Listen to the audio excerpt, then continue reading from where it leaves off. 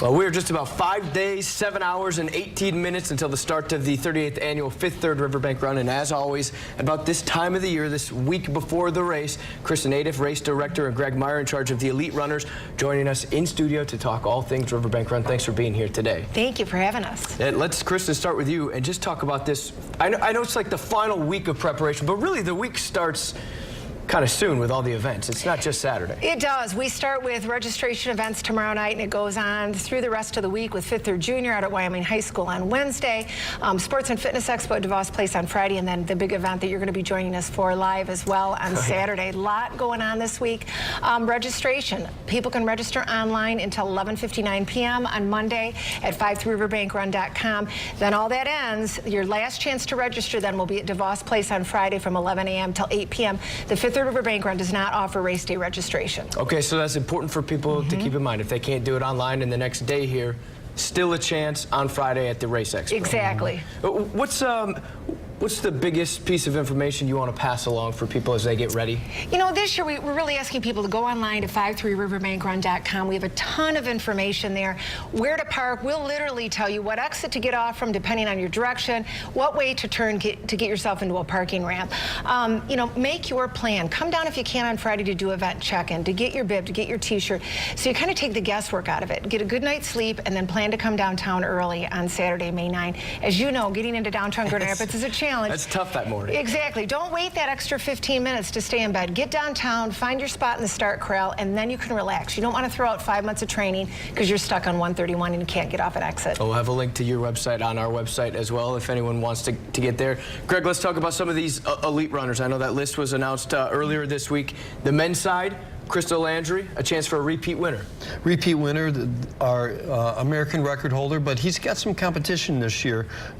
With Abdi Abdaharan is here. He was an Olympian from 3 years ago. He's very fast, 2:09 marathoner. So that'll be exciting, and they'll both be chasing probably Samson Gabriel Yahonas. Not easy to say, not easy and even tougher to catch. But we have a strong men's field and strong women's field. You know, we've got Dot McMahon back, who's won in the past. Sarah Hall is here. Ryan Hall, the great marathoner. That's his wife. She's a Stanford All-American.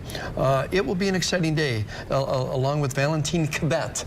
Valentine Cabet, that's the name we want to yell out. Yes, it's the easy Kenyan name. So, but no, it should be a great race. I think 5 to 7 people on both sides, men and women, that will be in the hunt. And we like to see races, not just someone out running real fast. I like to see people competing. And that is something, I guess, a new additive to this year's race is the race within the race. You want to see that. Talk about that race within the race for people who might not know. We looked back historically and found that the men average finishing about a little over 11 minutes ahead of the women. So we thought, let's put a bonus on, start the women that average ahead. First person to cross the finish line gets an extra $1,000. So the men will be chasing the women. The other thing that it does allow is the women to have the elite women. It'll only be a selected number of women to be able to go off early, but it allows them to race against each other, not be mixed in with the men. So they will have a focus not only on each other, but you'll be able to watch their race develop more cleanly because it won't be interspersed with the masses of people that oftentimes they are. Now, is that something that we'll be able to see, is maybe the men catching that top line? Yep, and we'll have reports going along as to how they're closing the gap, you know, where they're at, you know. Geez, at 10K, they're 6 minutes behind. So we'll be able to track that, and we think people will like that, you know. It's like it's that one-added story. Can the men catch the women? An extra race within the already successful and big 25K. Now, also, this is always the American National Championship. But these runners now on the elite side are going to have a chance to qualify for the Olympics.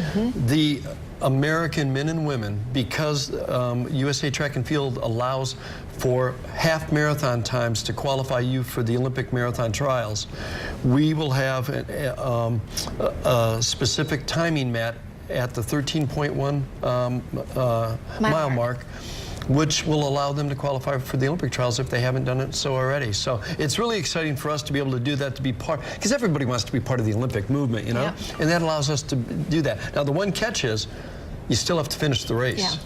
If you don't finish the 25K, your half marathon time doesn't count. So, I mean, that's going to make maybe some of these times even faster for these Exactly. American runners. Yeah. Could see another potential. We have a large group of athletes, like on the men's side, the time is 105. You got to break 105. So there's a lot of them that are right on the edge of that, which hopefully we'll see some of them sneak under and qualify.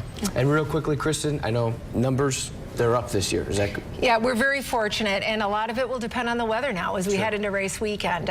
For the 5K and the 10K, everybody's going to be watching that weather. But, you know, those of you watching at home, I would encourage you to register for the 5throughriverbankrun.com. If you haven't ever taken part in this event, you know the energy in downtown Grand Rapids is electric. It really kicks off spring and your racing season, and it's just fun to be a part of. Special day Saturday, this Saturday, May 9th. We'll, of course, see you guys down there. Thank you so much for coming in tonight as well. Thanks.